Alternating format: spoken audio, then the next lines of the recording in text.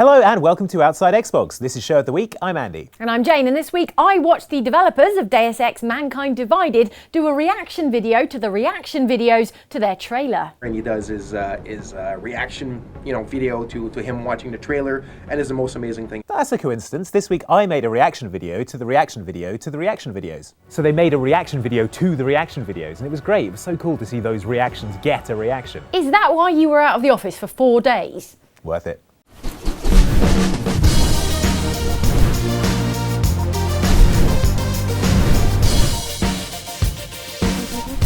I wasn't just doing that, I've also been playing Wolfenstein The Old Blood. Oh, well, good. How was it?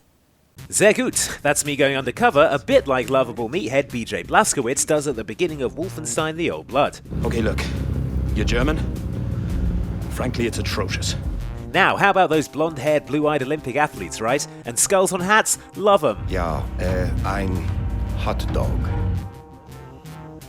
Oh, who am I kidding? The Beej and I are both way better at Swiss cheesing Nazis with a pair of dual-wield assault rifles than pretending to be dastardly fascists. Fortunately for fans of Wolfenstein The New Order, this new standalone expansion pack does that bit too. And how? If you're one of the people that wish the whole of the New Order was like that initial 1946 assault on Death's Head's compound, then The Old Blood will be right up your Strasse. It's at least partly a callback to classic games Wolfenstein 3D and Return to Castle Wolfenstein, which were all about infiltrating and escaping a big castle full of Nazis. And just like the New Order, it's a dumb game made by clever people. You should be careful. Do not kill anyone unless you have to. What's that? Kill as many Nazis as I can? No, I said... Can't hear you, Kessler. The guns are mostly retro versions of the stuff you were waving around in New Order's alternate 1960, and the new baddies include these lumbering super soldaten prototypes who are limited to their electrified track and can be manually powered down. Not exactly Vorsprung durch Technik, is it, guys? Because The Old Blood was originally designed as 2 DLC packs, the story split into 2 interconnected stories. The first, Rudy Jaeger and the Den of Wolves, is the most traditional Wolfenstein adventure, seeing you doming Nazis, humping walls looking for secrets, and chowing down on dog food. We're not clear on whether the Den of Wolves refers to actual wolves or just the robot dogs that Rudy's so fond of. Was gibt's, Greta? The second part, The Dark Secrets of Helga von Schnabs, takes place in the theme-parky German village of Wolfsburg and focuses on the occult side of Wolfenstein lore, because you can feel extra guilt-free if the Nazi you're shooting also happens to be a zombie. Combined, it'll only last you around 4 hours or so, but it's available for download at a budget price of $20 or 15 quid, and you don't need the original game to play it. If you bought and enjoyed New Order, it's more of the same at a tasty price. If you didn't play the New Order, it's the perfect way to sample the exquisite delight of wiping fascism from the earth one robot Nazi at a time. So what's Wolfenstein up to this time? What? Wolfenstein, the hero of Wolfenstein, first name Wolf, middle initial N, and so on. His name is BJ Blazkowicz. That's ridiculous, Jane. And it's not that video games are short of ridiculous names, but BJ Blazkowicz, a simultaneous salute to a sex act and blowing stuff up, ranks high for ridiculousness even in a medium with handles as ridiculous as these. I'm Edge Maverick. You can call me Edge. The hero of Star Ocean The Last Hope looks about 12 years old. Hey there, kid, it's nice to meet ya. You're Edge, right? So in order to give him the leading man qualities that he needs to head up his own video game, the developers gave him the impossibly badass name of Edge Maverick. Remember how you'd always cry when I wasn't around? Sure took the fun out of playing hide and seek with you. That was ages ago. Edge Maverick. You can't not be a hero with a name like that.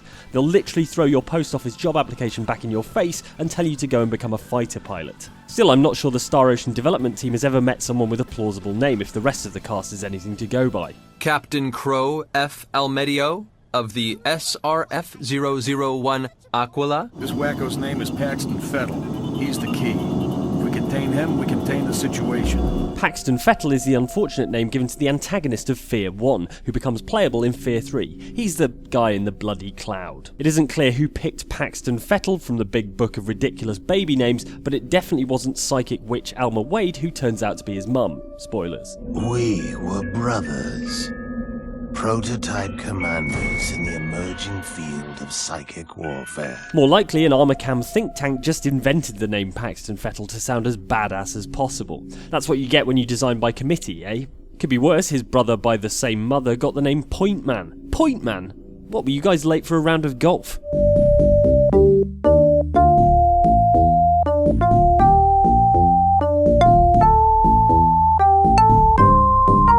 Leisure Suit Larry games aren't known for their subtlety. Case in point, when the developers were naming the villain for Leisure Suit Larry 2, Leisure Suit Larry Goes Looking for Love, in several wrong places, they called him Dr. No Nookie, just so you know who you're supposed to be rooting for here. He also lives on Non-Tonight Island, which is apparently reason enough for Larry to head over there and drop a piano on him. That'll learn you No Nookie. V for victory. Hot Coldman is the CIA station chief of Central America during the events of Metal Gear Solid Peace Walker and is called, I want to reiterate, Hot Coldman. CIA station chief for Central America. Goes by the name of Hot Coldman. Presumably the designers wanted to underline the contradictory nature of man with an oxymoronic moniker, and other names left on the reject pile included Tall Short Guy, Dry Wet Man, and Biggie Small Dude. Still, his contradictory name doesn't seem to have caused him any psychological problems. Oh. Guess I'll just have to take your legs for myself. Vamonos! The underworld lies just beyond the sound barrier. How do you know? That's like super classified demon information. Not according to the internet. Game director Suda51, whose own name somehow includes a number, has a history of excellent character names, including Mondo Zappa from Killer is Dead and Travis Touchdown from No More Heroes. But nothing tops Shadows of the Damned's foul-mouthed hero Garcia f***ing Hotspur though. And yes, the surname comes from English football team Tottenham Hotspur, which Suda thought sounded cool. That was just the appetizer, Hotspur. A taste of what's in store. So you know my name. That said, it does seem like Suda's creative wellspring had run dry by the time it came to naming the game's villain, Fleming What's-His-Faces. Well, I'm just saying, demons are buttholes. You really wouldn't like it there. Now it's time to see what you've written in the comments and ad-libbed in game over screens for your ropey FMV game. Hey, Puke Skywalker, use the Force. Not now, Sly. But speaking of FMV games, here are your comments on this video about Hollywood actors who thought they were a good idea. Drawing on his years of acting experience, Jeff plays Dracula as a creepy American guy who looks like he's having a hard time keeping his teeth in his mouth and who's really into dancing with 10-year-old girls. Whammy Time 91 has harsh words for Jeff Goldblum, who I'm sure will be devastated. Wow, I didn't think Goldblum could be in anything worse than the Switch, but he finds a way. Dracul. Meanwhile, Izzy Black writes to say, I'm surprised you didn't mention John Goodman in Pissed. That's a thing. I am the king of the game, and I have many secrets. For instance, I could show you a whole other side of Pissed Island that you've never experienced. Yes, no, yes, you haven't. And you won't, because I'm saving it for the sequel. Aren't hot tubs wonderful? That is certainly a thing. Lastly, Sam Cook says, the only thing I'm surprised about is not seeing Tim Curry's space line from Command & Conquer 3. But then again, it's pure awesome, so maybe I can understand why it's not here. Space! We're saving that one for the video, the 7 most Tim Curry moments in Command & Conquer 3. That line is all 7 entries. Next up, your comments on this video about what you need to know about Call of Duty Black Ops 3. With Black Ops 3, Treyarch has an extra year of development for the first time, and given how much they managed to cram into Blops 2, we're expecting big things. So what intel do we have so far?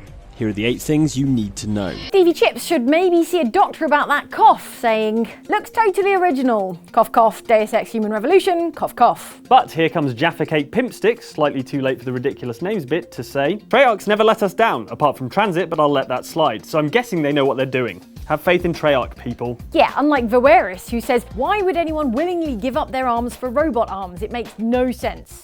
Well, it makes sense to Christopher Wang, who says, because the arms are better in literally every way. Finally, and speaking of Black Ops 3, here are your comments on last week's show about Black Ops 3 and the inaugural Black Ops quiz. Yacht fight, boat kill, sail murder. I don't know. Agent Washington says, looking forward to all the maps named by Andy in Black Ops 3. You don't have to wait, Agent. Based on that trailer, he's already sent over a speculative list, including Pond Fight, Robot Death Cave, and just a f***ing shitload of concrete.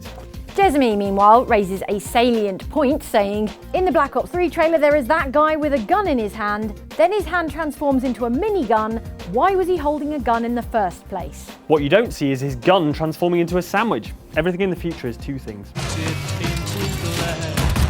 finally, Kat Taylor writes to say, I don't know guys, I think I preferred the pun idiot sign and formal warning system over the pun of the week streamers. That wins pun of the week. More punishment, less celebration for awful puns. Okay, fine, from now on all puns will be punishable by 5 years in prison. Punishable? Come on Mike, it's a pun. Oh no. Hey, I don't make the rules, good luck in there. So that's it for this week's show, but who knows what will happen if you don't hit the like button? Probably something bad. Can you afford to take that risk? Thanks for watching, we'll see you next week. And then I saw Andy had done a reaction video to the reaction video to the reaction videos, and I thought, is that too many layers of reaction? And then I thought, no.